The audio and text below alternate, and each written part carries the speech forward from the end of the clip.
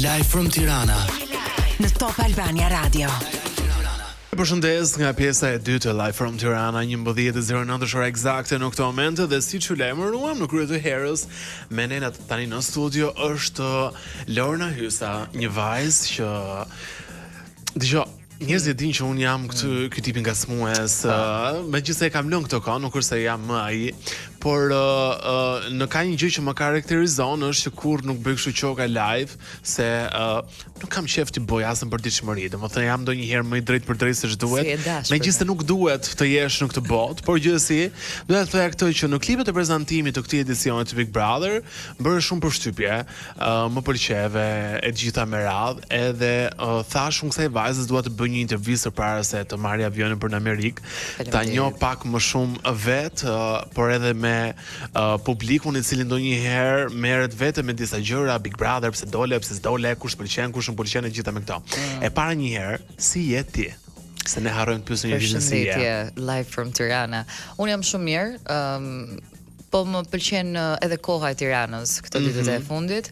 Me sa marrën vesh andej nga shtëpia ime, andej është borë, po se pashë sa Insta story të njerëzve. Dhe po i thosha mikeshës time më të ngushtë atje që është shumë e çuditshme që unë gjithë të vite në New York, të vite, 3-4 vite, nuk e kam përjetuar kur këtë lloj bore. Dhe sa herë unë s'jam, juve ju ndodh kjo gjë. Tash do vi unë që t'ju vi dielli, kështu që. Imagjino për shembull ti më pas në New York, atje s'ka borë dhe bora bie pikërisht në Tiranë, që ka disa vite që ka rënë. Do ishte e tmerrshme për Tiranën, edhe për ngrohen globale, sepse unë kur tikin Mars ndoshta, nuk besoj që do ishte mirë gjithë vinte borë, por gjithsesi ndihem shumë mirë, jam shumë okay. Dgjoj, nëse ti nuk do të ishe Lorna ose do të shije veten jashtë trupit tënd në distancë dhe do të pyesen çfarë mendimi ke për Lornën, çfarë mendimi ke ti për Lornën në fakt? Nëse e kam këtë pyetje ja kam bërë vetes shpesh.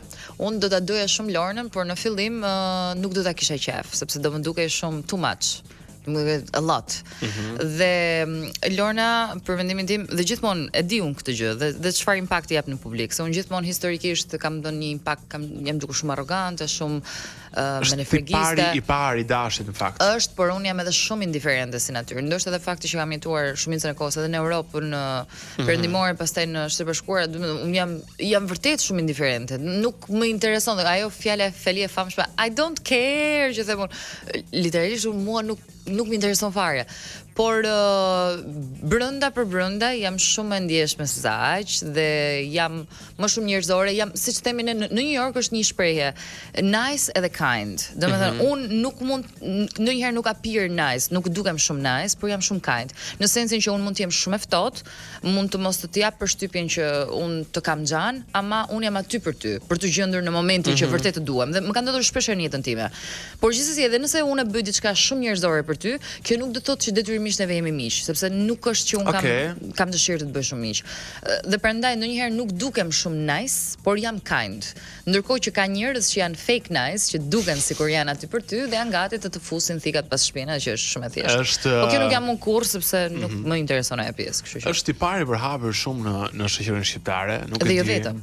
Dhe jo vetëm, por kryesisht tek ne ose ndoshta nga që jemi vend i vogël, por gjithsesi më pëlqen mënyra shumë si ti e sheh veten nga jashtë.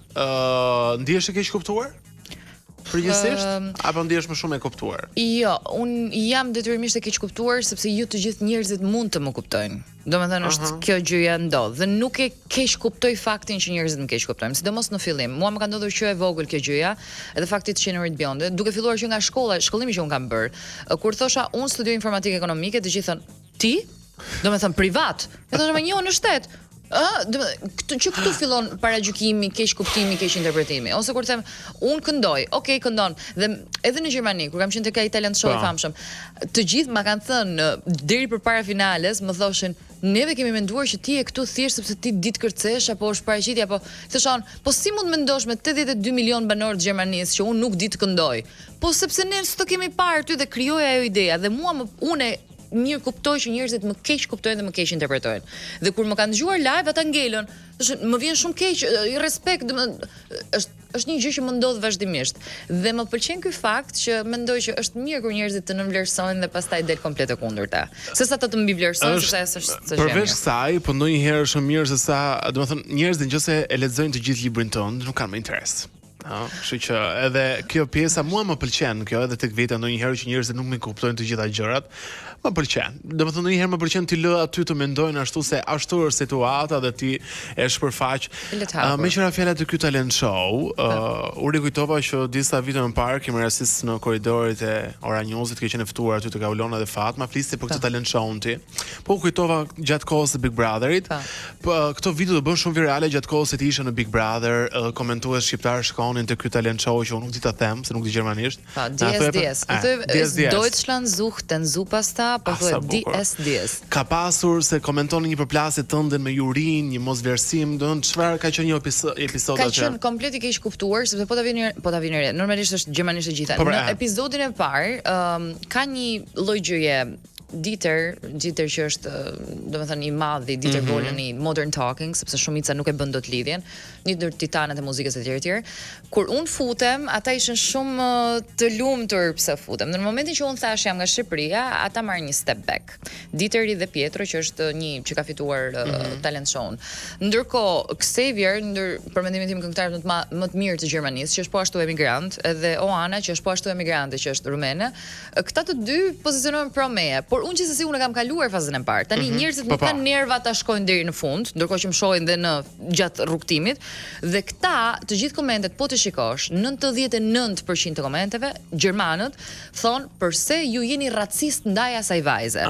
Dhe mendonin që këta të dy mua nuk më vlerësuan për faktin që unë jam shqiptare. Unë nuk e kam luajtur kurrë kartën e racizmit, që është vërtetë në atje, sepse unë jam ndier shumë e vlerësuar nga televizioni RTL, domethënë komplet kam qenë komplet e sponsorizuar nga fillimi deri në fund. Finalistët janë paguar, janë gjëra domethënë që dihen me kalimin e kohës, por unë nuk e kam ndier racizmin brenda për brenda, pavarësisht se ata mund të jenë pakës racizëm. Me kalimin e kohës vinin komente të tipit go back to your country, s'është ajo famshme, shko në Shqipëri, ç'a do ti këtu etj etj. Është e dukshme, por nuk më ka cekur racizmi për sa i përket atyre njerëzve. Por kjo video që u bë virale ishte për faktin sepse dukej sikur ata e kishin kundrejt racizmit. Ndërkohë që Dieteri ka rolin e tij, siç është Simon Cowell, që do thot komente, dhe patjetër ne e dim që në çdo talent show apo reality show, ky personazhi Lorna vjen, Dieteri thotë s'më pëlqen, dhe vjen një pikë që thotë, "Oh, më në fund ti më pëlqeve." Është e gjitha efekti televiziv etj. Tash unë nuk mund t'ia shpjegoj çdo njeriu këto gjëra. Dhe kur më thonë, "Oh, ai është arrogant." Unë me eksperiencën time me të, ai është njeri i jashtëzakonshëm dhe për faktin aty ku është, domethënë ai e meriton komplet gjën, të gjithë gjën. Është i jashtëzakonshëm, ka punuar me yje botërore e tjerë dhe normalisht i takon atij dhe tjetër edhe pakës arrogant. Një miku im thotë që divat e meritojnë, duhet me respektuar edhe arrogancën ndonjëherë. Pak hapësirë marketingu dhe rikthehemi shpejt në program. Jemi në live from Tirana me Lorna Hyson në Valet e Top Radio dhe në kanalin numër 10 në Digital. E dashur, të ka pëlqyer ti të moderosh, të jesh ndonjëherë në rolin e moderatorës, se di pse ta bëj këtë pyetje, të kanë vendosur shumë komentues në duke këtë gjë për artikulimin, fakti që kamera televizionit të shkon, pra aty kur je në studio ribukur. E ke menduar ndonjëherë ta praktikosh? E kam menduar, madje kam edhe konkuruar, ka qenë një top talent duket. E kam menduar, do të thënë moderimin më pëlqen deri diku, po varet edhe nga spektakli që mua më pëlqen.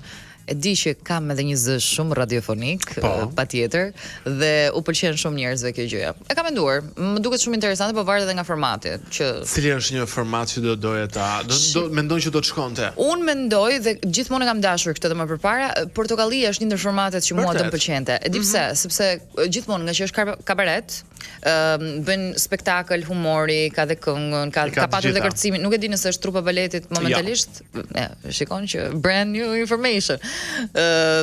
Ka patur dhe kërcimin e tjerë dhe më ka pëlqyer gjithmonë ajo bota, pak a shumë si edhe si Vegas, më kupton, unë e ftojmë publikun të vi tek spektakli jon. Më pëlqen shumë Portokallia, formati portokallist, që do më shkonte dhe është goxha interesante dhe mund të integrohej edhe pjesa e aktrimit, këngës e tjerë, kërcimit ose parodisë, shumë e shumë gjëra tjera, kështu që po, do më pëlqente. Interesante shumë. Portokallia nis këtë diel në 1 mars në ekranin Top Channel në 21:00.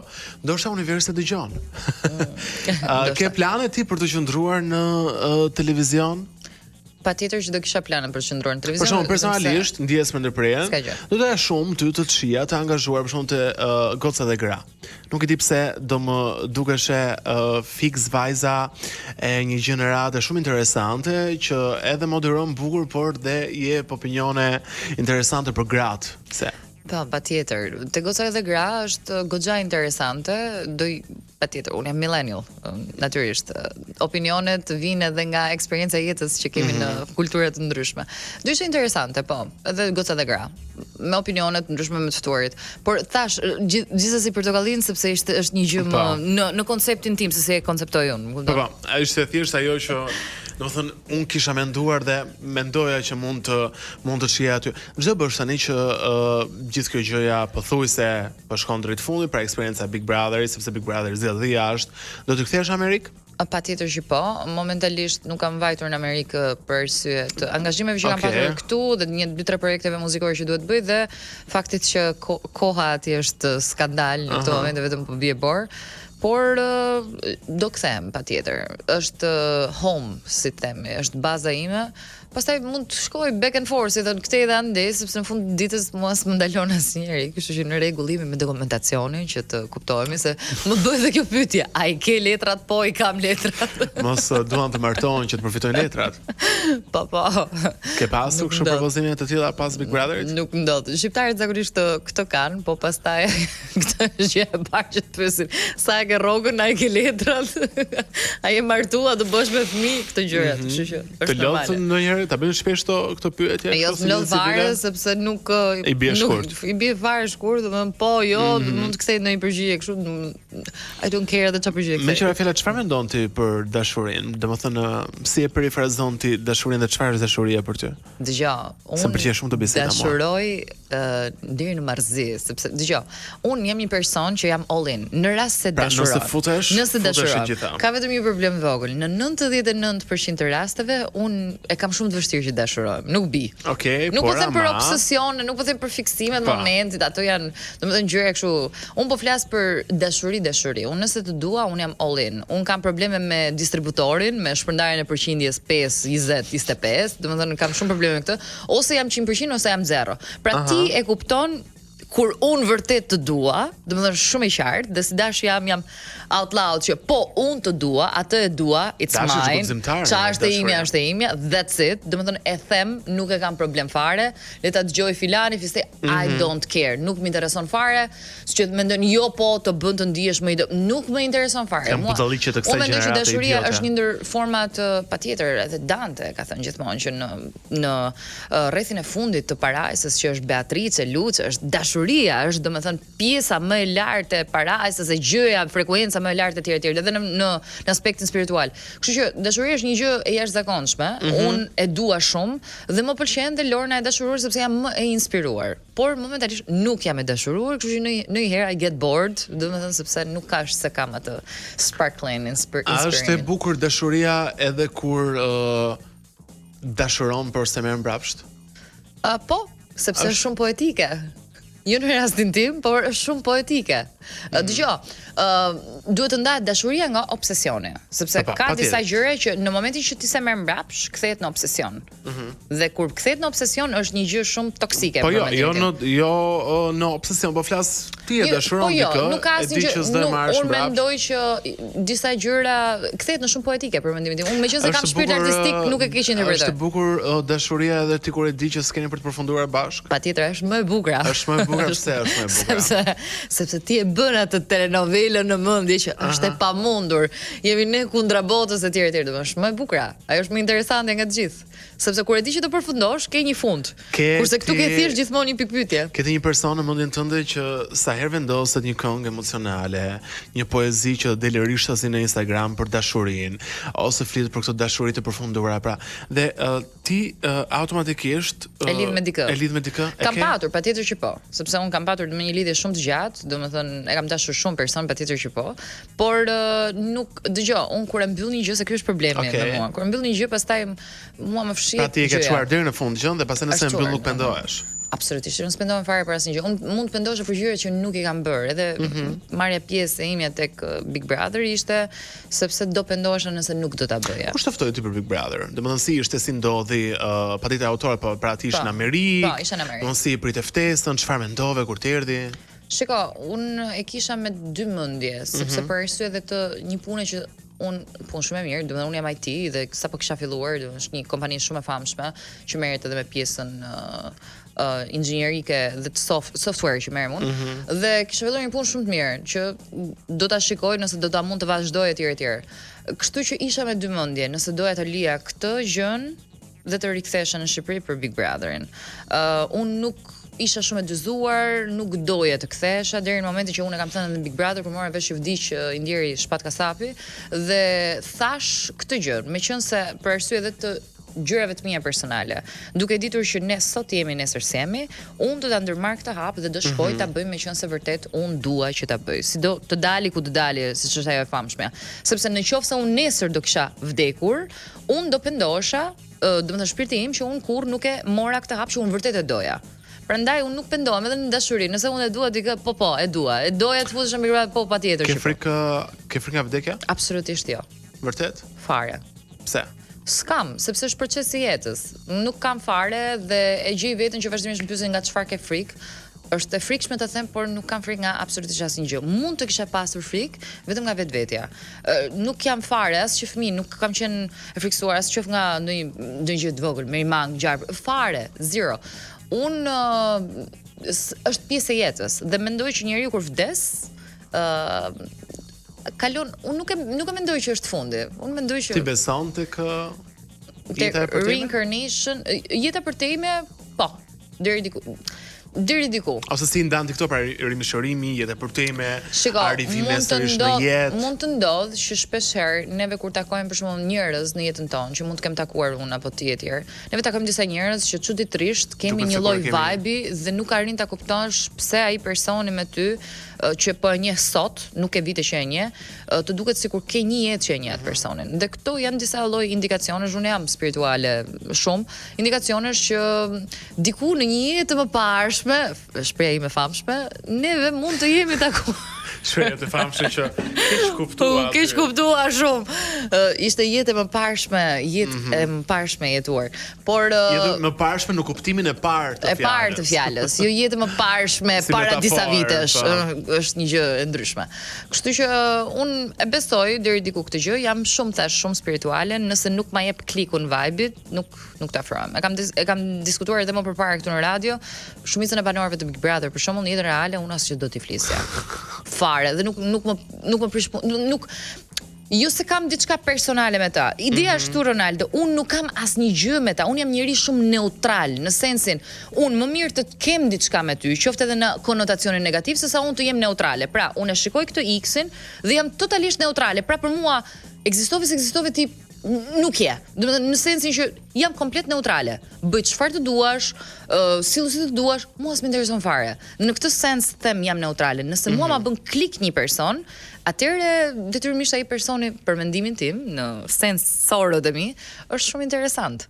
Dhe ka shumë pak persona që ma bëjnë klik. Qoftë për mirë, qoftë për keq, është goes both ways. Qartë. Okej. Dhe një hapësirë të shkurtër të reklamash dhe rikthehemi shpejt në program. Drejt për drejt në valët të operitur në Live from Tirana 11:37 orë eksakte. Në këtë moment vazhdojmë timin te ju me Lorën dhe para se largoheshim e lam tek kjo, tek bota spirituale, të flet universi, kështu her pas here të sinjalizon, e ndjen, i ke të hapur ato çakrat, këto portat. Por që ja, edhe varse ime 3-4. 3-4. Pse 3? Pse 3-4? 4 është numri im, 4 është numër shumë i fuqishëm, por mund të mbahet vetëm nga njerëz të cilët e zëtrojnë këtë numër. Dhe ka shumë njerëz që un kam hasur, siç e kanë fobi 13, që në Amerikë është shumë e famshme që do më thënë unlucky 13, e kanë fobi dhe 4, sepse 1 + 3 prap bën 4. Kështu që mua më shoqëron 4, shumë njerëz të fuqishëm botror janë numri 4, Bashkuar përfshir Donald Trump, Bill Gates, Mariah Carey, do them P Diddy, Jay-Z e tjerë. Domethënë këta e channel, si të themi, e përdorin energjinë e numrit 4. Unë kam timin, kështu që prandaj edhe e mbaj. Dhe universi her pas here flet me ato kodet e famshme që thoshim, 11, po mendon për mua ose. Është në fakt ëngjë të flasim për ty të ishe edhe 11, kështu që diskutojmë pak shumë interesante. Eksperimenton një njeri që provon gjëra në jetë, pra të tipit ku di unë të ftojnë diku për provuar lënd një gjë të çuditshme. Pra ke një autokontroll? E kam autokontrollin shumë. Apo je njeriu që le ta provoj? Jo, asnjëherë. Unë nuk analizon.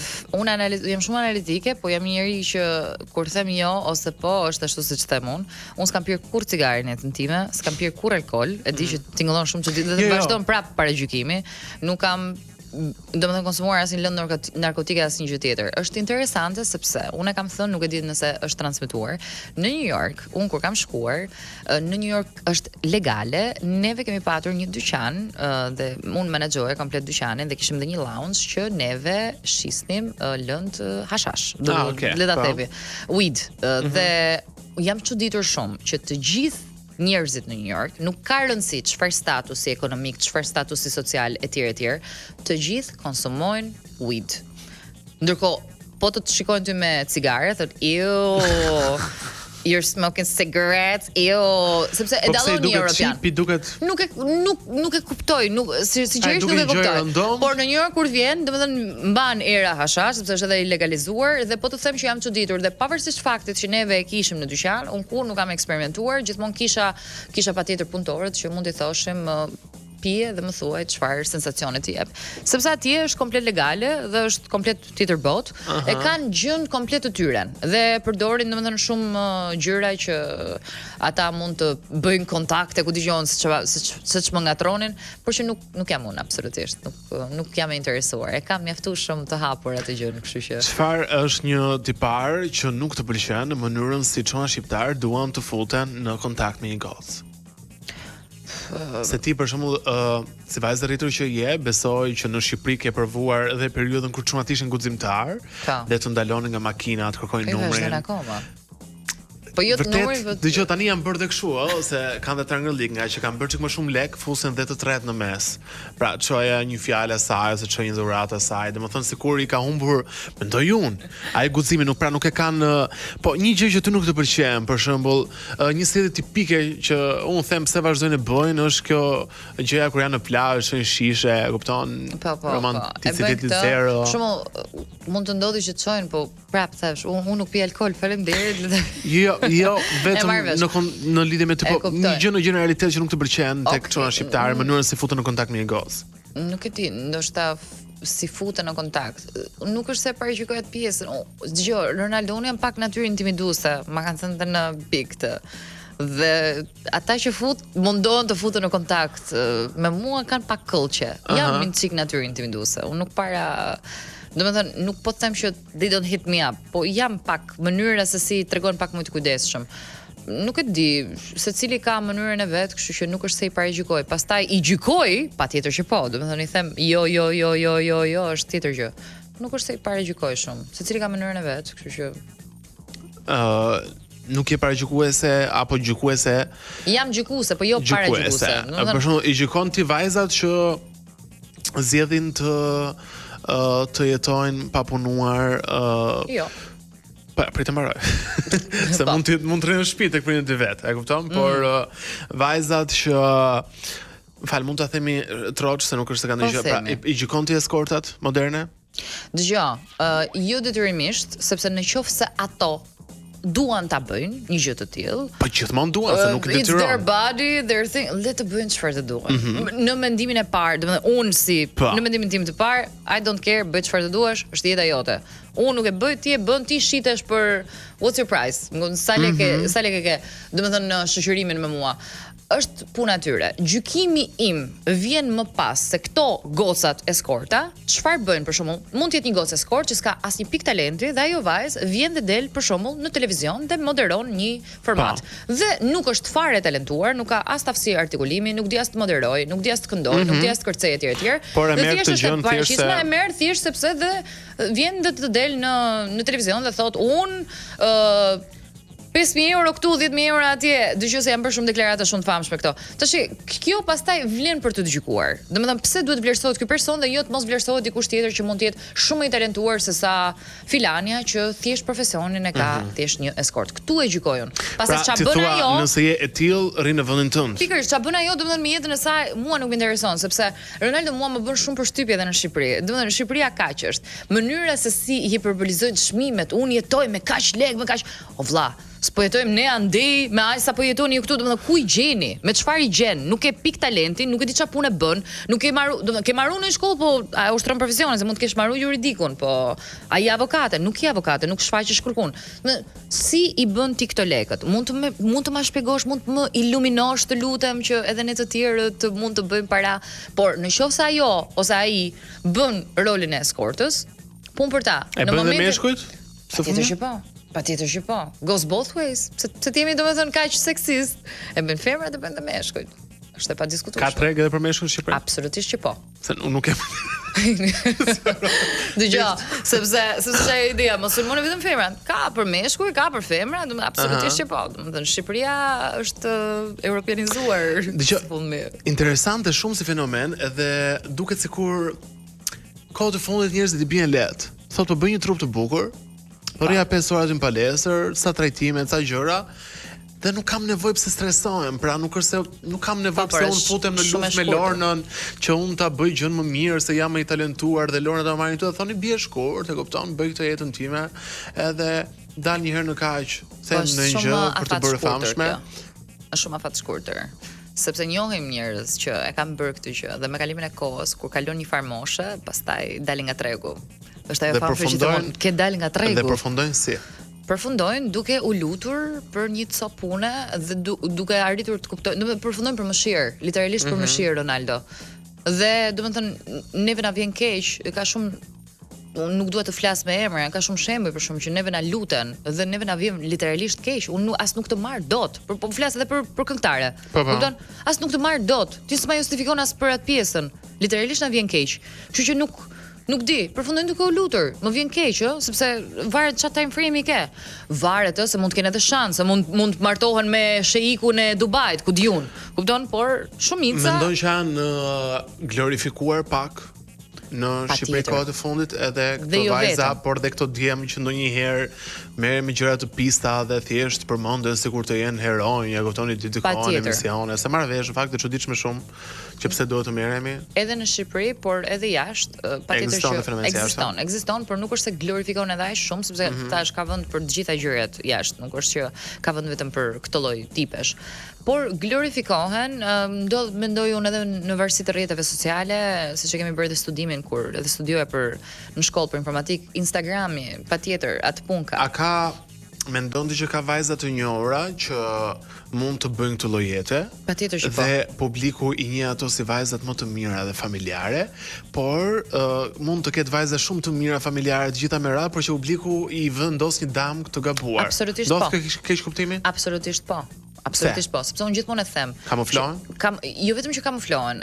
Neve kemi 3 fytyra, që është ajo shumë privat, sekretja, do të thotë që është personale, private, që e di vetëm ti që po më shikon mua, dhe publike është ajo që më shikon mua si transmetohem në publik. Unë mund të jem shumë e mirë dhe të dal shumë keq në publik, dhe ana sjelltas, unë mund të jem shumë e keq në jetën reale dhe mund të dal shumë e mirë në publik. Dhe kjo është një gjë që se si të percepton publiku, jo detyrimisht është e saktë, sepse publiku të shikon në një koncept komplet tjetër. Dhe ka shumë njerëz që e ruajnë jetën e tyre private me mishe me shpirt dhe shfaqin një imazh në publik që nuk janë në jetën reale. Qoftë ngjëllor, qoftë ose varet se si duan ta çajnë ato tregun. Unë nuk mund ta paragjykoj një person pa e njohur personalisht. Nëse unë e njoh nga televizori apo nga rrjetet sociale, ata mbetet në konotacionin unë që marr vesh nga teknologjia, në konotacionin e avatarit. Është thjesht një avatar për mua. Kurse kur e takoj live, pastaj është tjetër gjë dhe aty kuptohet e gjitha. Qartë. Si njëri i lidhur me botën spirituale që her pas here merr dhe i mundosh të shifrosh sinjalet nga universi të gjitha, dhe thonë që çdo gjë që na ndodh në jetë ka besoj, detyrimisht ka gjithmonë një arsye, qoftë për të mësuar, qoftë për të shijuar, qoftë për të provuar gjitha me radhë. Pse të ndodhi ty Big Brother në jetë? Pse tani që ka mbaruar gjëja ti e ftohtë, pse mendon që duhet Big Brother në këtë pikë të jetës? Për çfarë? Dëgjoj, unë mendoj që e kam dashur shumë si format, edhe deri diku edhe e kam manifestuar. Unë kur shkova në Shtetet e Bashkuara të Amerikës, nuk e kisha në plan për të ndënjur shumë gjatë, madje pata një ofertë pikërisht nga Top Channel tek një emision që e përmenda më përpara, por i thash do vi për 2 javë, për 2 muaj dhe vajti 3 vite e gjys. Kështu që unë Big Brotherin e kam parë si një format që dua ta eksperimentoj të paktën një herë në jetë. Nuk e mendoja që do dilja kaq shpejt, shërësi ka, është mbyllur dhe për mendimin tim, ato që mendoj unë që mund t'i jepja publikut deri në këtë pikë, në këtë moshë, një më herët. Tisha Lora 23 vjeçe, pavarësisht se ka qenë vërtet shumë vajzë inteligjente me shkollë të rrë, nuk ka qenë Lorna 33 vjeçë. Janë 2 gjëra komplet ndryshme. Në qoftë se publiku inteligjent ka qenë aq inteligjent se e ka marr një farë mesazhi që kam transmetuar dhe unë jam shumë okay me atë pjesë dhe jam shumë falënderuese që e kam transmetuar. Pjesa tjetër pastaj që nuk do të dëgjoj dhe do të shohë çfarë të doj është puna tyre dhe është ajo e famshme e imja, I don't care. Më kupton, është puna tyre. Nuk është se hyj shumë thellë kësaj pjese. Më kupton? Qartë. Lorna, të falenderoj shumë që ishe në program, të uroj një ditë të bukur, edhe jo vetëm ditë të bukur, por një jetë shumë të bukur, edhe me sfida që të të rrisin më shumë, edhe në fund të jesh fitimtare. Faleminderit shumë, fitimtare. Fitimtare, prandaj tash. Faleminderit që ishe në program. Okej, këtu përfundon Live from Tirana për ditën e sotme. Ju falenderoj të gjithë për vëmendjen e treguar. Bashk do të ridëgjohemi dhe do të rishikojemi sërish nesër. Deri atëherë, bëfshit qef.